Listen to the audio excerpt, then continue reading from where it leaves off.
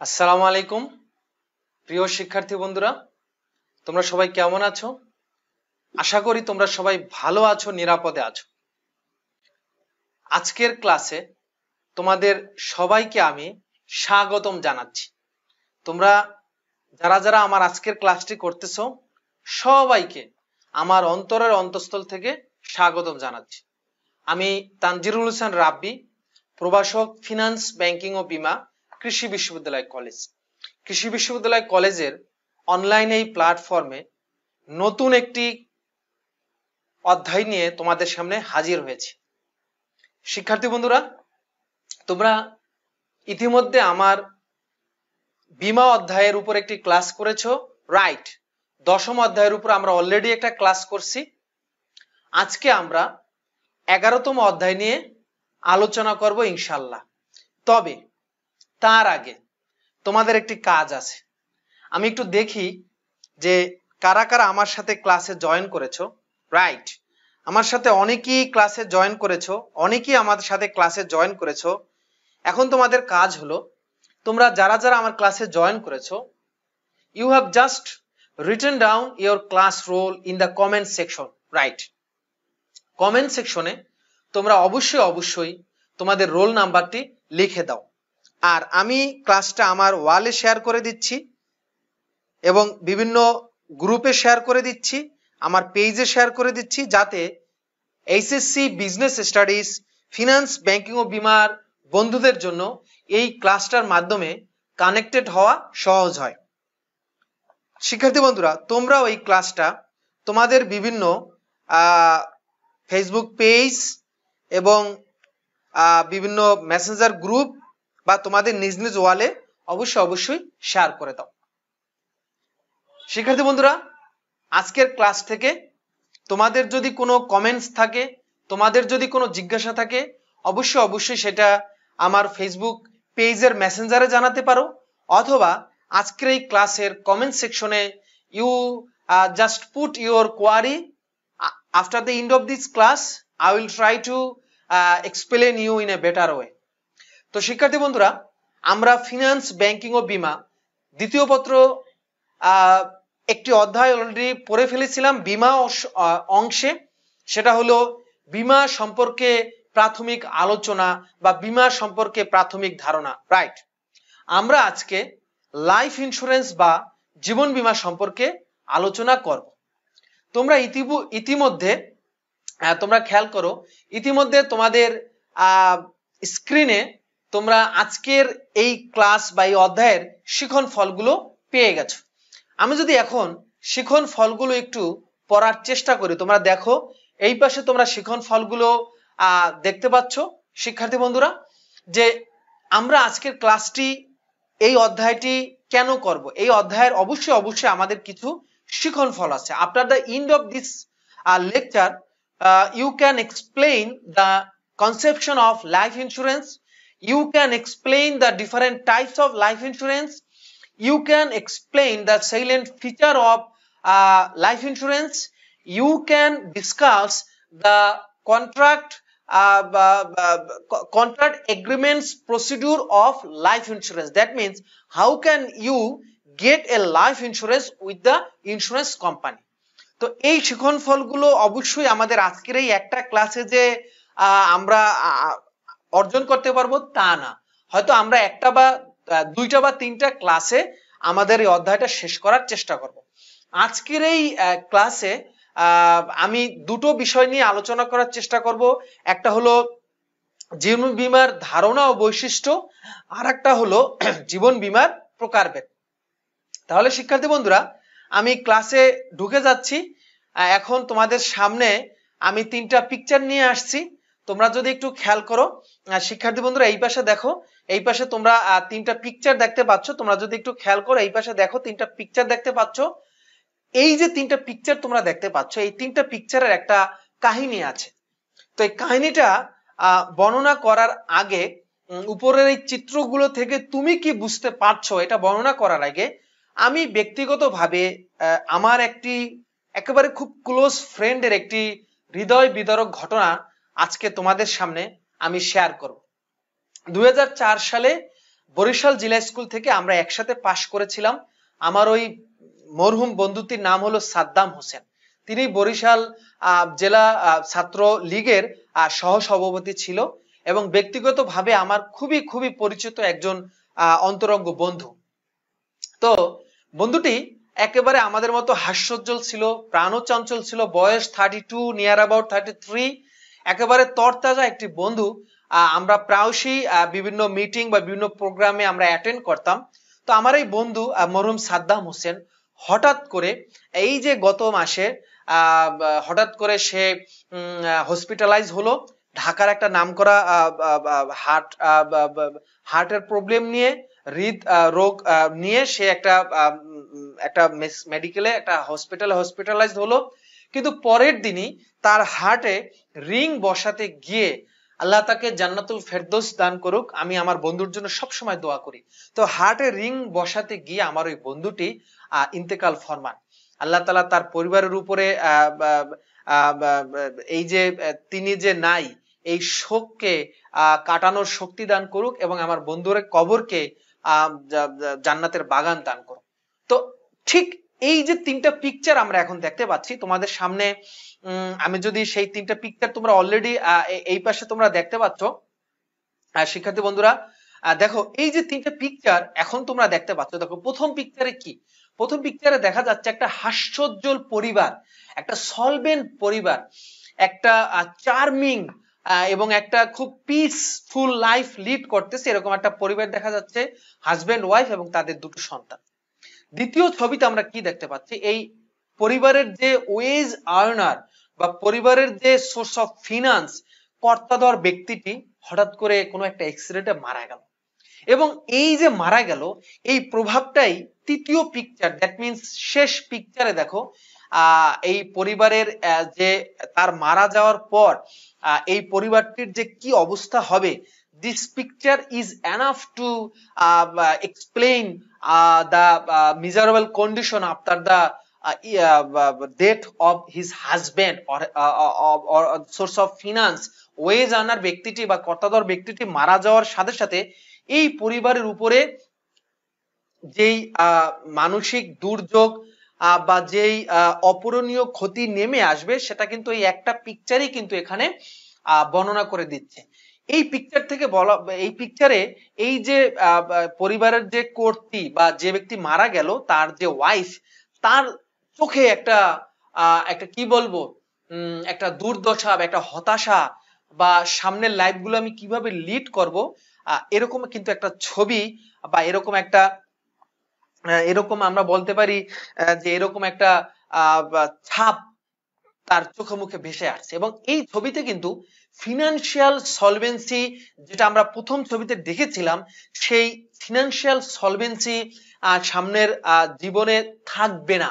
অর্থাৎ একটা আর্থিক ঝুঁকিতে পড়ে গেছে এই পরিবারটা, একটা ভবিষ্যৎ একটা কি বলবো আর্থিক দুর্দশায় পড়ে গেছে, বা টাকা পয়সা কোথা থেকে আসবে।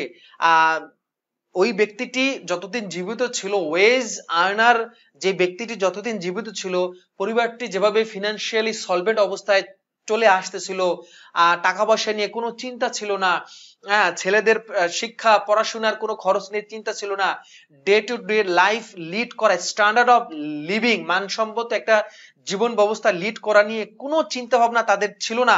কিন্তু যখনই দ্বিতীয় পিকচারে মারফত বা মোতাবেক এই ওয়েজ আর্নার ব্যক্তিটি মারা গেল, এই পরিবারে কি হয়ে গেল, একটি আর্থিক একটা ঝুঁকিতে চলে আসলো।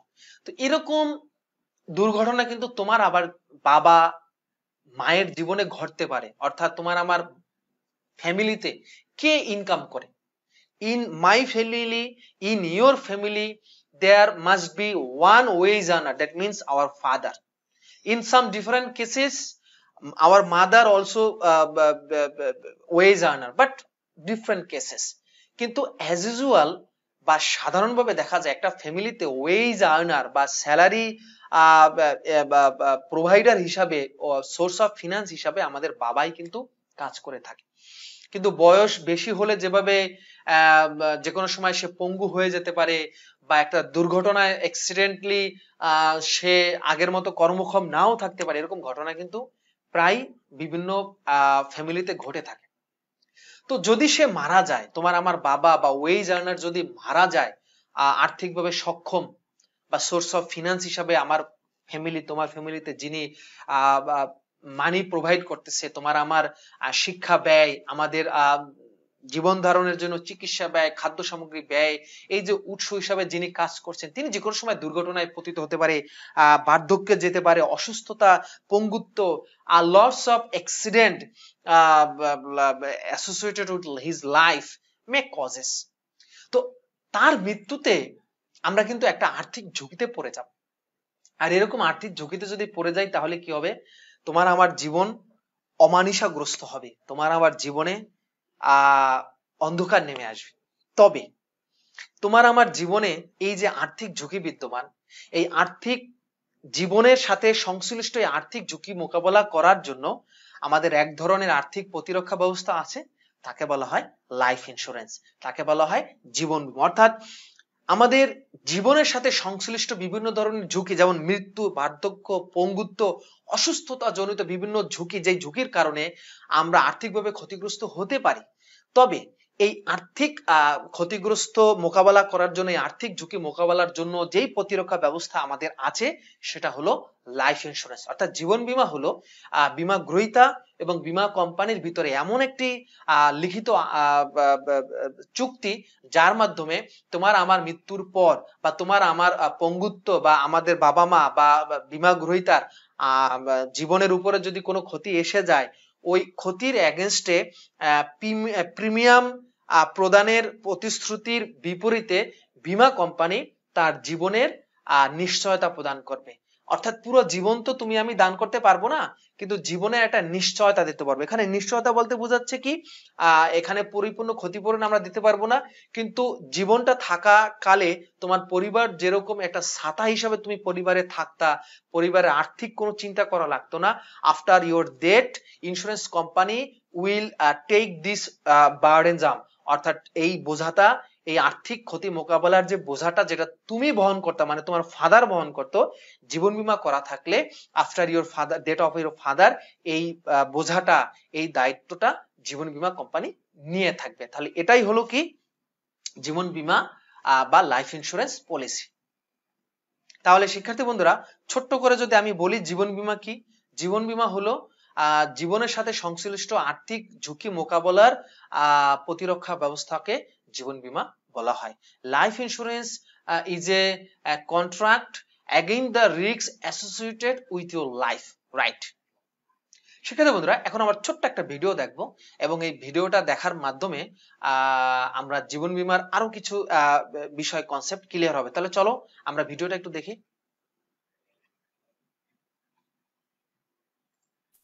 Your loved ones, they mean everything to you. You provide for their everyday needs and their future dreams. But what if something were to happen to you? No one wants to think about dying. But have you ever wondered how your loved ones would manage financially? Wouldn't you like to know? You can, with life insurance.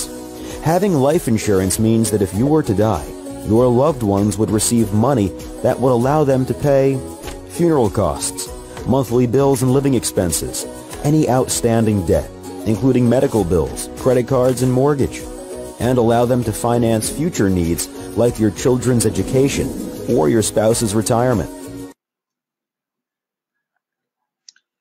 তাহলে প্রিয় শিক্ষার্থীরা, আমরা মাত্র একটা video দেখেছি এবং video দেখে কিন্তু আমরা কিছু জিনিস, বেসিক কিছু জিনিস বুঝতে পেরেছি যে জীবন বীমা হলো জীবনের সাথে সংশ্লিষ্ট যেই ঝুঁকি জড়িত, ওই ঝুঁকির এগেনস্টে আর্থিক প্রতিরক্ষামূলক ব্যবস্থা বা আর্থিক মোকাবেলাই হলো জীবন বীমা।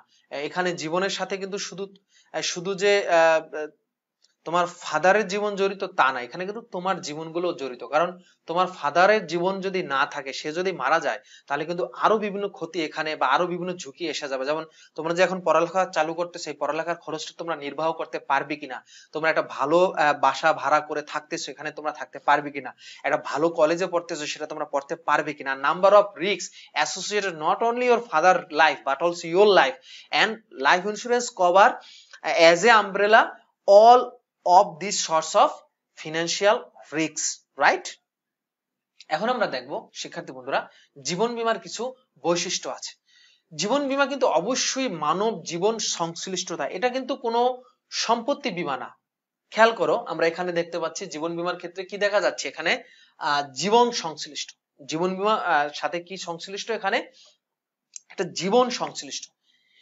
জীবন এখানে কিন্তু কোনো সম্পদ বা কোনো, আমি যদি বলি এখানে কিন্তু কোনো সম্পদ জড়িত না, অর্থাৎ তোমার গাড়ি বাড়ি কিছু জড়িত না। এখানে হলো মানুষের জীবন, অর্থাৎ একটা ব্যক্তি যদি মৃত্যু হয়, অক্ষম হয়, পঙ্গু হয়, বার্ধক্য জনিত কারণে যদি সে আর কর্মক্ষম না থাকে, জীবন বীমা তার এই আর্থিক ক্ষতিটা পূরণ করে দেবে। জীবন বীমাকে কিন্তু ক্ষতিপূরণের চুক্তি আমরা বলতে পারবো না। শিক্ষার্থী বন্ধুরা ভালো করে খেয়াল করো, সম্পত্তি বীমাকে আমরা ক্ষতিপূরণ চুক্তি বলতে পারবো, কারণ তোমার একটা গাড়ি যদি নষ্ট হয়ে যায়, তোমার ওই ধরনের একটা গাড়ি কিন্তু আবার আমরা রিপ্লেস করে দিতে পারি, অর্থাৎ ক্ষতিটা কিন্তু আমরা পুরোপুরি পূরণ করে দিতে পারি। নৌ বীমাকে আমরা বলতে পারি ক্ষতিপূরণের চুক্তি।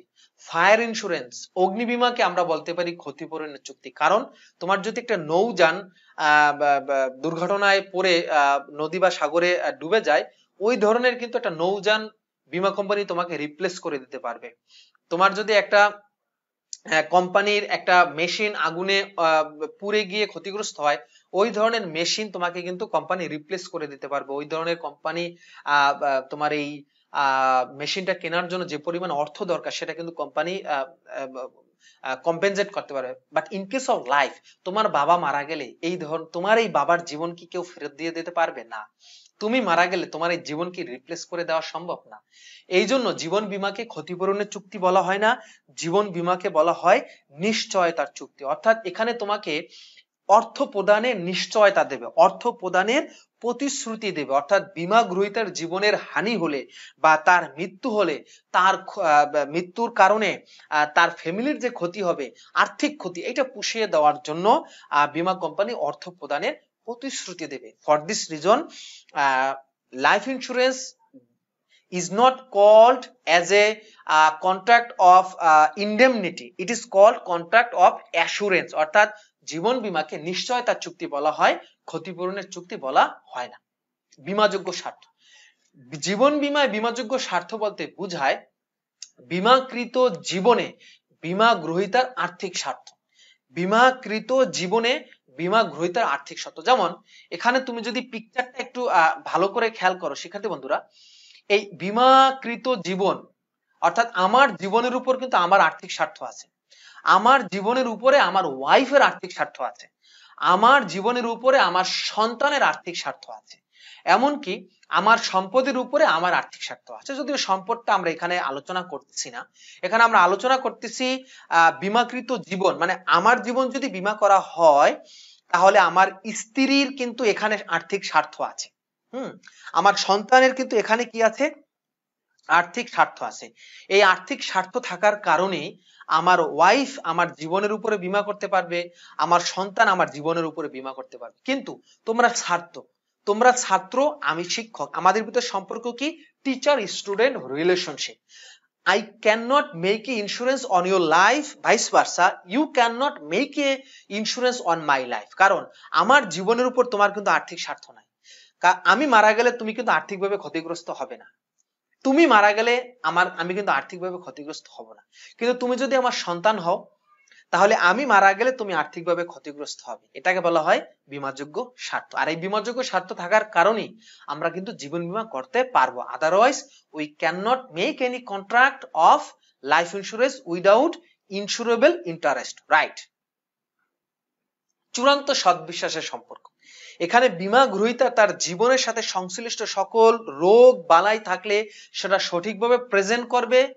অন দ্য আদার হ্যান্ড বীমা কোম্পানিও তার দায় দায়িত্ব কর্তব্য সঠিকভাবে এখানে কি করবে, উপস্থাপন করবে। যদি সঠিক এবং নির্ভুলভাবে তথ্য না দেওয়া হয় বা কোনো তথ্য গোপন করা হয় তাহলে কিন্তু এই চুক্তিটা কি হবে, বাতিল হবে। যেমন এখন করোনার সময়, তাই না, এখন কি করোনার সময় তুমি তোমার করোনা হয়েছে এটা তুমি গোপন করেছো, তুমি যখন বীমা করতে গেলা বীমা কোম্পানি তোমাকে বললো ভাই আপনার কি কোনো সমস্যা আছে, তুমি বললা আমি খুব পালোয়ান, আমার অনেক শক্তি, আমার বংশে কোনো সমস্যা নাই, আপনার কোনো কিছু চেক করার দরকার নাই, I am totally fit, physically fit, no need any physical test, do not do this. তোমার ঝাড়ি ঝুড়ি শুনে বীমা কোম্পানি তোমার আর ফিজিক্যাল টেস্ট নিল না, পরে তুমি করোনায় মারা গেলা, তখন কিন্তু তোমার বীমা দাবি আর বীমা কোম্পানি পরিশোধ করবে না। কেন কেন পরিশোধ করবে না শিক্ষার্থী বন্ধুরা? এটার কারণ হলো যে তুমি কিন্তু তথ্য কি করছো, তুমি তথ্য লুকাইছো। এই যে তথ্য লুকাইলা, এই তথ্য লুকানোর কারণে বীমা কোম্পানি তোমাকে কিন্তু এই আর্থিকভাবে যে ক্ষতিপূরণটা তোমার পাওয়ার কথা, সেটা কিন্তু তুমি আর পাবে না শিক্ষার্থী বন্ধুরা, রাইট? তাহলে শিক্ষার্থী বন্ধুরা আমরা বুঝতে পারলাম যে আমাদের এই যে বীমাযোগ্য স্বার্থতা। আচ্ছা, আমরা তাহলে কি বুঝতে পারলাম? জীবন বীমার বৈশিষ্ট্যের ক্ষেত্রে চূড়ান্ত সৎবিশ্বাসের সম্পর্কটা আমরা ভালোভাবে কি বুঝতে পারলাম, তাই? রাইট। তো শিক্ষার্থী বন্ধুরা এখানে আরেকটি বিষয় আমি একটু তোমাদেরকে আলোকপাত করতে চাচ্ছি, সেটা হলো তুমি ধরো একজনকে বিবাহ করে ইসে গেলা, বীমা কোম্পানিতে গেলা এবং বীমা করলা, পরে দেখা গেল যে ওই মহিলা আসলে তোমার স্ত্রী না। তুমি যখন কোর্টে গেলা এটা নিয়ে যে আমি তো এই মহিলার উপরে জীবন বীমা করছি, তো পুলিশ তোমাকে জিজ্ঞেস করছে সে কি আপনার স্ত্রী? তুমি বললে হ্যাঁ স্ত্রী। পরে কাবিনের কপি দেখতে গিয়ে দেখা গেল ইনি তোমার স্ত্রী না। তার মানে এখানে তুমি তথ্যটা গোপন করছো, এই কারণে তোমাদের এই জীবন বীমা এখানে হবে না, রাইট? সঞ্চয় ও বিনিয়োগের উদ্দেশ্য। জীবন বীমার উদ্দেশ্য যে এইটাই যে তুমি মানে তোমার আর্থিকভাবে ক্ষতিগ্রস্ত হলে ক্ষতিপূরণ করবে তা না, এর মাধ্যমে কিন্তু তোমার ভিতরে সেভিংস মেন্টালিটি জাগ্রত হয় এবং এটা কিন্তু এক ধরনের ইনভেস্টমেন্ট। কারণ তুমি যে বীমা কোম্পানিকে মাসে মাসে বা নির্দিষ্ট মেয়াদ অন্তর যে প্রিমিয়াম পরিশোধ করবা, এই যে তুমি প্রিমিয়ামটা যে পরিশোধ করতেছো, এই প্রিমিয়ামের টাকাটা তোমাকে আগে কি করতে হবে? সঞ্চয় করে রাখতে হবে। তার মানে তোমার কি জাগ্রত হলো? সেভিংস মেন্টালিটি জাগ্রত হলো। একই সাথে এই যে তুমি একটা নির্দিষ্ট সময় পর তুমি যে বীমা কোম্পানিতে সঞ্চয়টা জমা দিলা, বীমা কোম্পানি তোমার মতো বিভিন্ন মানুষের প্রিমিয়ামটা পেলো, এটা কিন্তু বীমা কোম্পানি আবার এই সকল প্রিমিয়ামটা একসাথে করে কোথাও ইনভেস্ট করতে পারে। এতে করে আমাদের দেশের মোট মূলধন কিন্তু বৃদ্ধি পাচ্ছে। অর্থাৎ আমরা বলতে পারি এই যে আমরা বীমা কোম্পানির কথা ভাবতেছি যে বীমা কোম্পানি সকল মানুষের প্রিমিয়ামটা সংগ্রহ করতেছে, রাইট? এবং সকল মানুষের প্রিমিয়াম যে সংগ্রহ করতেছে এবং একসাথে এই সংগৃহীত প্রিমিয়াম বীমা কোম্পানি কি করতেছে? সবার সংগৃহীত প্রিমিয়ামটা বীমা কোম্পানি একসাথে করে বিনিয়োগ করতেছে, দেশের মূলধন বাড়তেছে, তার মানে ইকোনমিক গ্রোথ হচ্ছে।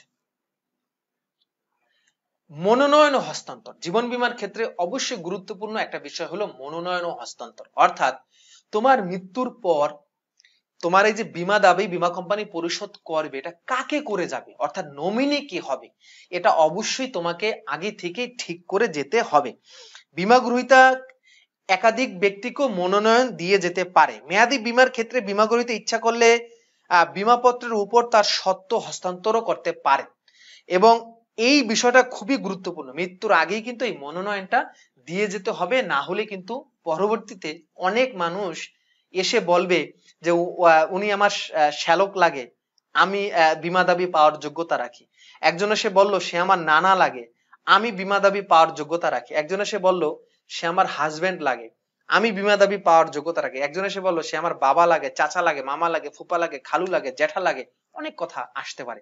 এই সমস্যা এড়ানোর জন্যই one of the most salient feature of life insurance is that you have to তোমাকে আগে থেকে you have to select your nominee, অর্থাৎ নমিনেশন এবং অ্যাসাইনমেন্ট আগে থেকে করে যেতে হবে। অর্থাৎ তোমার মৃত্যুর পর এই বীমা কোম্পানি কাকে ইন্স্যুরেন্স পেমেন্টটা দেবে, বীমা পেমেন্ট বা মৃত্যুর পর যে বীমা দাবি দেবে, লামসাম টাকা পরিশোধ করবে, এটা কে পাবে, এটা অবশ্যই তোমাকে কি করতে হবে? আগে থেকেই ঠিক করে যেতে হবে।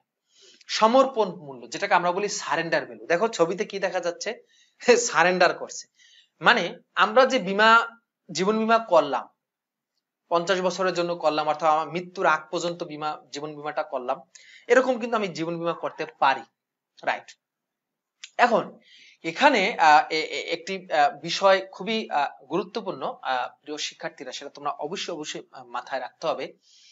সেটা হলো যে তুমি যখন প্রিমিয়াম দিতে আর পারতেছো না, অর্থাৎ জীবন বীমায় বীমা কোম্পানিকে বীমা গ্রহীতা প্রিমিয়াম দেবে, কিন্তু 2-4টা প্রিমিয়াম দেওয়ার পর তুমি কিন্তু প্রিমিয়াম দেওয়ার মতো তোমার আর সামর্থ্য নাই। এটা হতেই পারে আর্থিকভাবে তুমি আগের মতো তোমার সেই ফিনান্সিয়াল কন্ডিশন নাই, বেতন কমে গেছে বা ব্যবসায় আয় ইনকাম কমে গেছে, তখন তুমি সারেন্ডার করলা বীমা কোম্পানিকে যে ভাই আমি আর টাকা পয়সা দিতে পারতেছি না। তাহলে এতদিন যে তুমি প্রিমিয়াম দিয়ে গেলে সেগুলো কি মাইর হবে না? তখন বীমা কোম্পানি তোমাকে লামসাম একটা টাকা ফেরত দেবে, আর এই টাকাটাই হলো সমর্পণ মূল্য। অর্থাৎ আজীবন এবং মেয়াদী বীমা পত্রের বীমা গ্রহীতা অনেক দিন কিস্তি দেওয়ার পর যদি বীমাপত্র চালু করতে না চায়, সেক্ষেত্রে বীমা কোম্পানি বরাবর সে নিজেকে সমর্পণ করতে পারে এবং বীমা কোম্পানি তাকে একটা লামসাম মূল্য দেবে।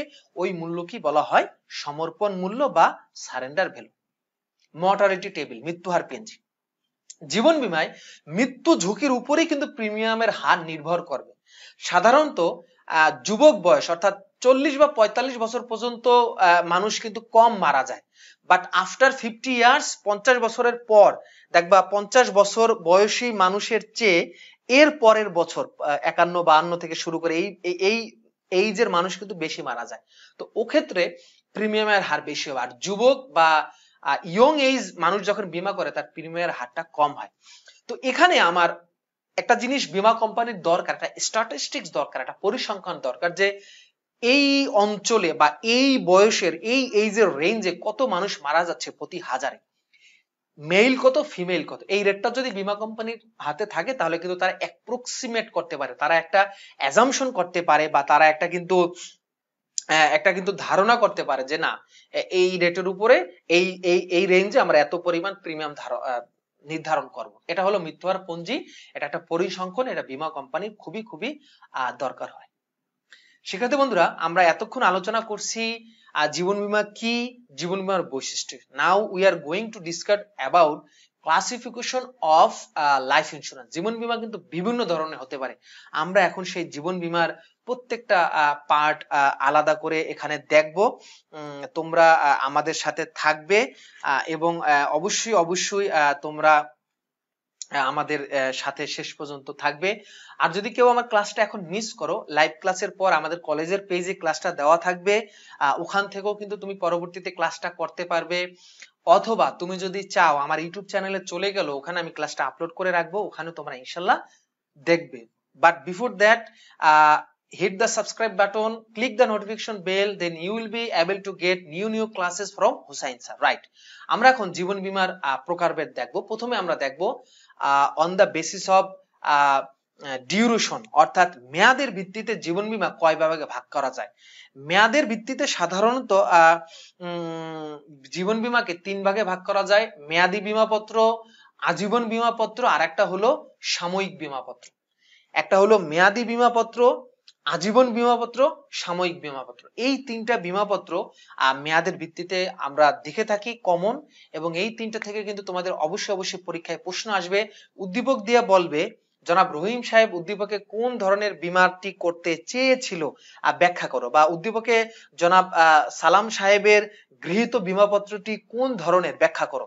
এটা কিন্তু আমাদের সবসময় পরীক্ষায় আসে। So be careful and attentive and carefully listen this lecture, then you will be able to answer the questions basis on your exam.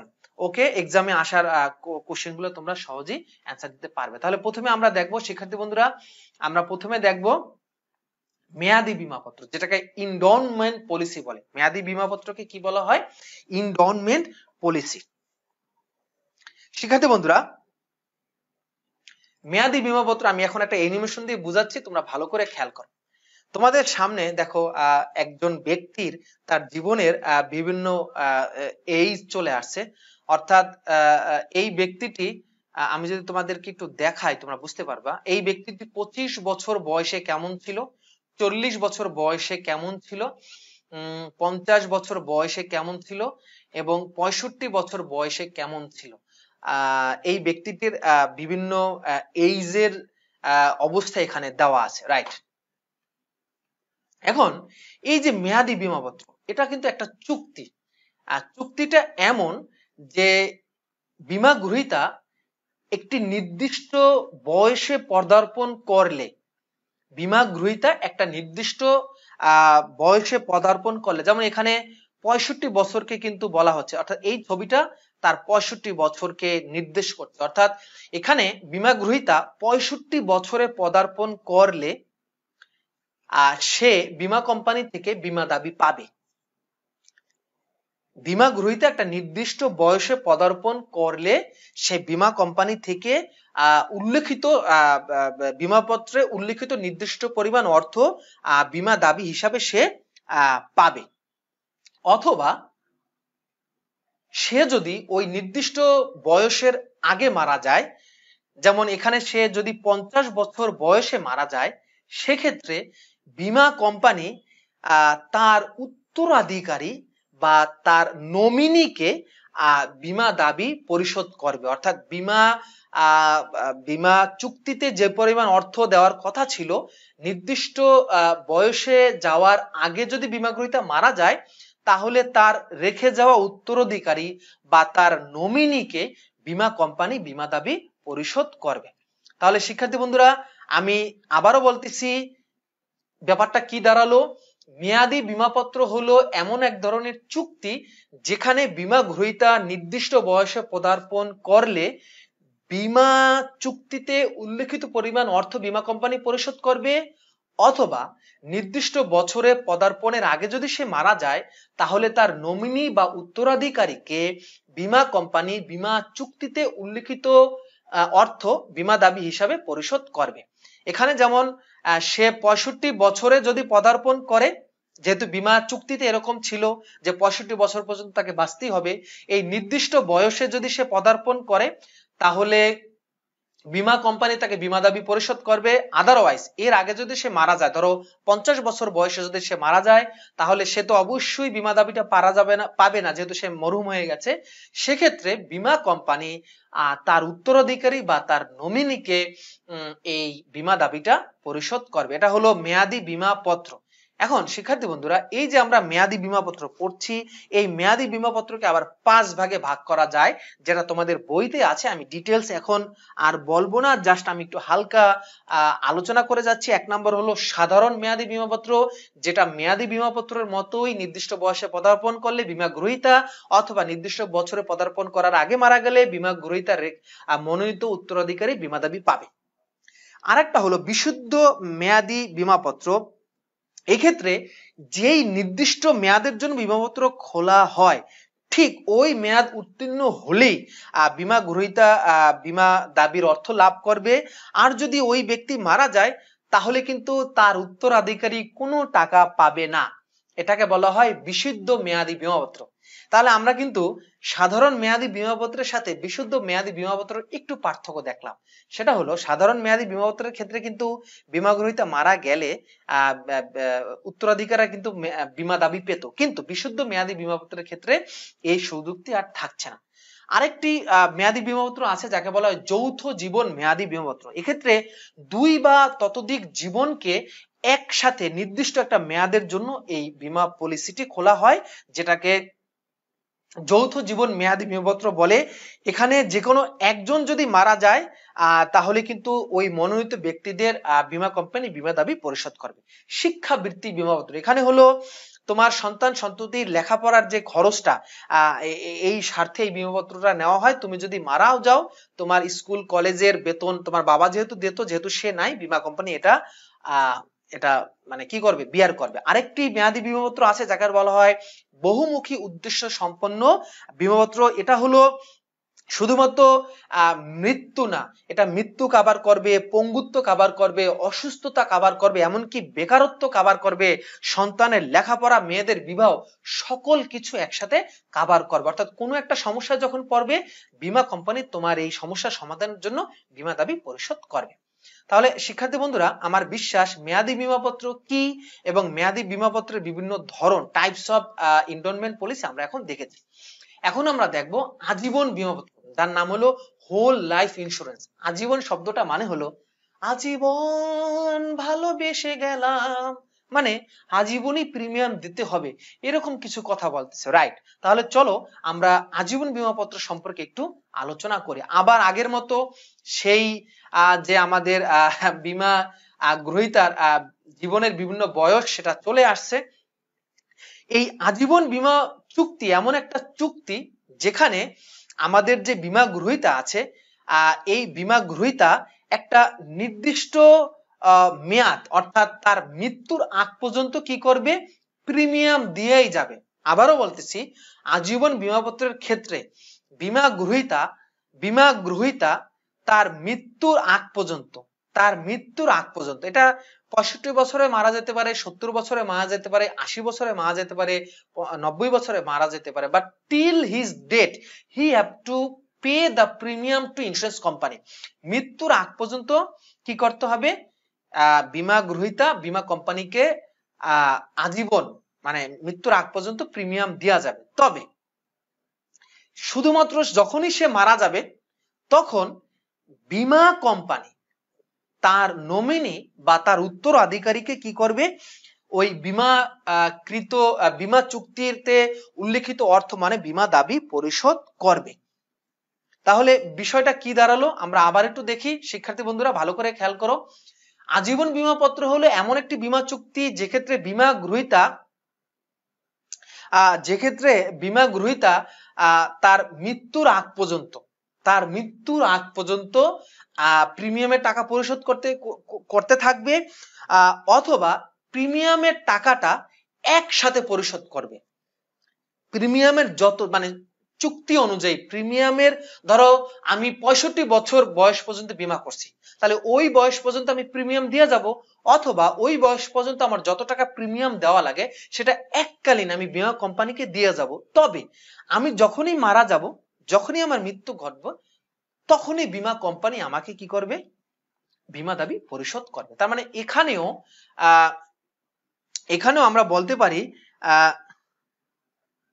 যে এখানেও কিন্তু বীমা গ্রহীতার কিন্তু টাকাটা পাওয়ার সম্ভাবনা কম। অর্থাৎ সে যদি মারা যায়, তার মৃত্যুর পরেই বীমা দাবি কোম্পানি পরিশোধ করবে। এক্ষেত্রেও সে পাবে না, কে পাবে, এক্ষেত্রে পাবে তার উত্তরাধিকারী বা নমিনি। এটা হলো আজীবন বীমা পত্র। চলো আমরা এখন দেখি টার্ম পলিসি। টার্ম পলিসিটা মানে হলো একেবারে খুবই সংক্ষিপ্ত সময়ের জন্য, সাধারণত 3 মাস থেকে 5 বছর বয়সের জন্য সময়ের জন্য এই টার্ম পলিসিটি খোলা হয়। 3 মাস সর্বনিম্ন, সর্বোচ্চ 5 বছর। চুক্তিটা এমন যে এই যে নির্দিষ্ট সময় 3 মাস থেকে 5 বছর যে মেয়াদেরই হোক, বীমা কোম্পানির কাছে বীমা গ্রহীতা যদি বীমা চুক্তিটা নেয়, এই নির্দিষ্ট সময়ের ভিতরে যদি সে মারা যায়, সেক্ষেত্রে তার নমিনিকে বীমা কোম্পানি বীমা দাবি পরিশোধ করবে। আর যদি এই নির্দিষ্ট সময়ের ভিতরে সে মারা না যায়, তাহলে কিন্তু কাউকেই বীমা দাবি দেওয়া হবে না। শিক্ষার্থী বন্ধুরা তোমরা ভালো করে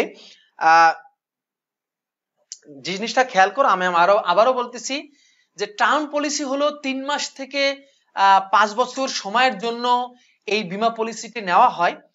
চুক্তিটা এরকম যে এই নির্দিষ্ট সময়ের ভিতরে যদি বীমা কোম্পানি মারা যায়, সেক্ষেত্রে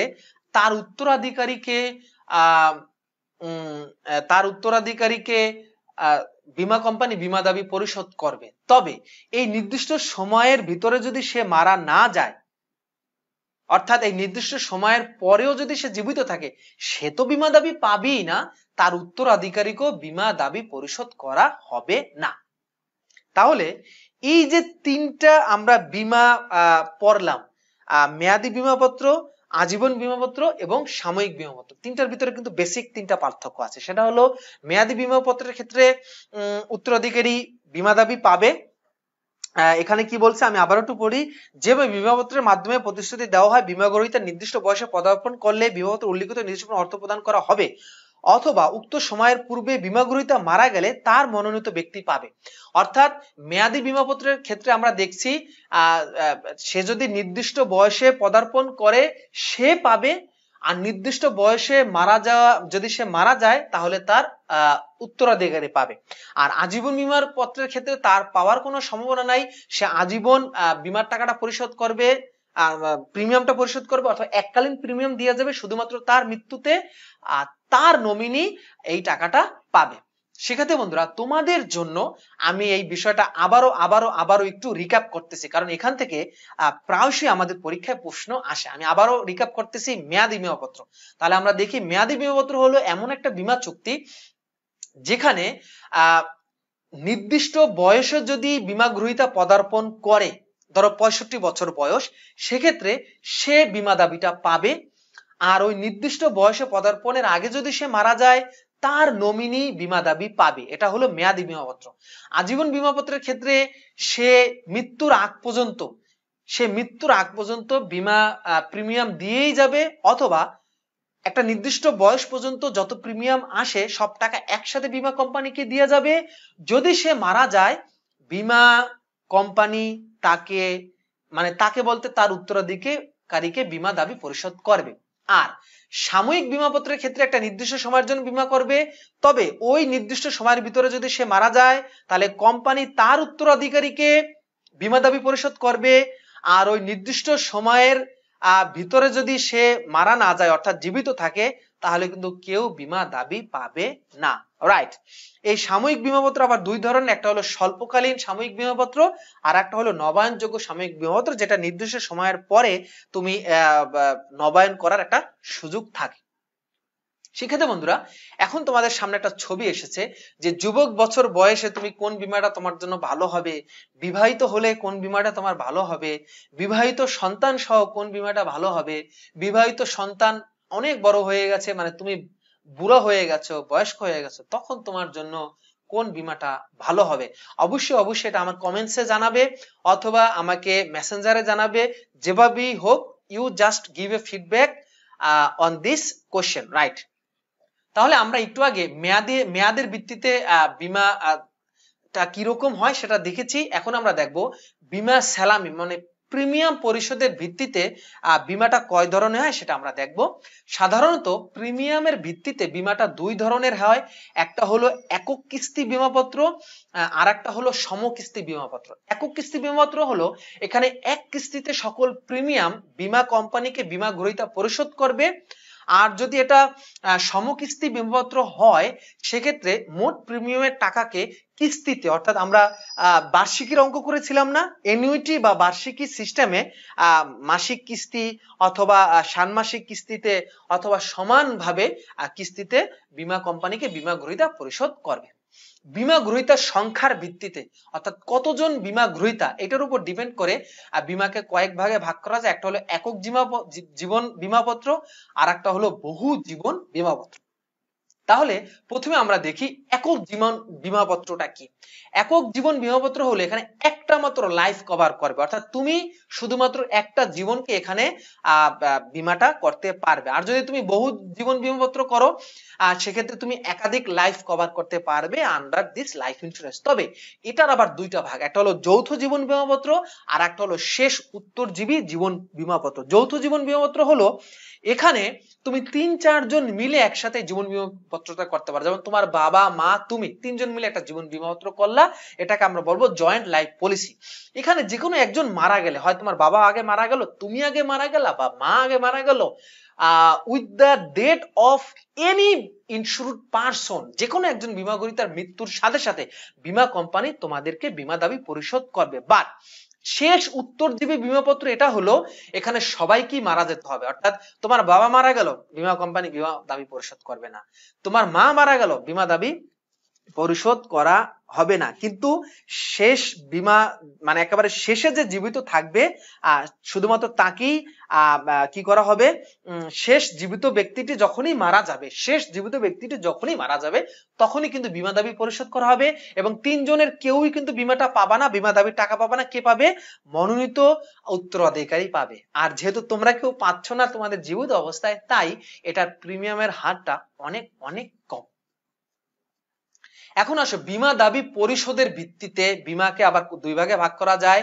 একটা হলো এককালীন বা থোক বীমাপত্র, আর একটা হলো বৃত্তি বা কিস্তি বীমাপত্র। এককালীন বা থোক হলো এখানে বীমা কোম্পানি সমস্ত বীমা দাবি একসাথে পরিশোধ করে দেবে। থোক মানে একসাথে, ভাই নাও চলে যাও, ঝামেলা শেষ, সেলফি তুলবে, পেপারে দেবে, না এই কোম্পানি ভালো, সব টাকা একসাথে দিয়ে দিয়েছে, শেষ।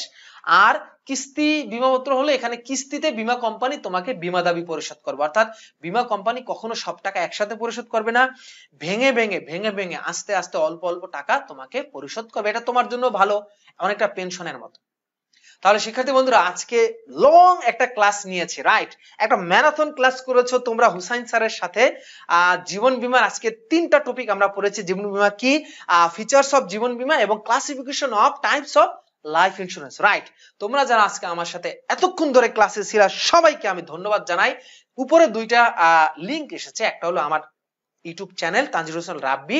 If you miss this class, don't worry, just rush to my YouTube channel, search in the playlist, and in the playlist you must find a playlist name life insurance, and here you must get this missed class. ওকে, এবং আমার একটি YouTube চ্যানেলের সাথে সাথে একটা Facebook page আছে তানজিল হোসেন রাব্বি, ওখানে আমার ইউটিউবের ক্লাসের লিংক দেওয়া থাকে। শুধু তাই না, বিভিন্ন মোটিভেশনাল এবং আমার ব্যক্তিগত বিভিন্ন লেখা ওখানে আমি দেই। তোমরা পেজটা লাইক দিয়ে রাখবে, then you will be able to get new notification, new post from Hussain sir, and you must subscribe my channel, hit the notification bell, then you will be able to get new classes not only on finance but also on accounting। SSC এবং HSC লেভেলের জন্য কিছু design করা কিছু special class only for you from Hussain sir আমি রেখে দিয়েছি। তাহলে আজকে বিদায় নিচ্ছি, তোমরা সবাই ভালো থাকো। মনে রাখবে, হতাশাকে হতাশ করতে পারলি তুমি সফল, আর হতাশাকে হতাশ করতে না পারলে তুমি হতাশটুস হয়ে যাবা, হতাশ স্কোয়ার হয়ে যাবা। বিদায় নিচ্ছি, ভালো থাকবা। আসসালামু আলাইকুম ওয়া রাহমাতুল্লাহ।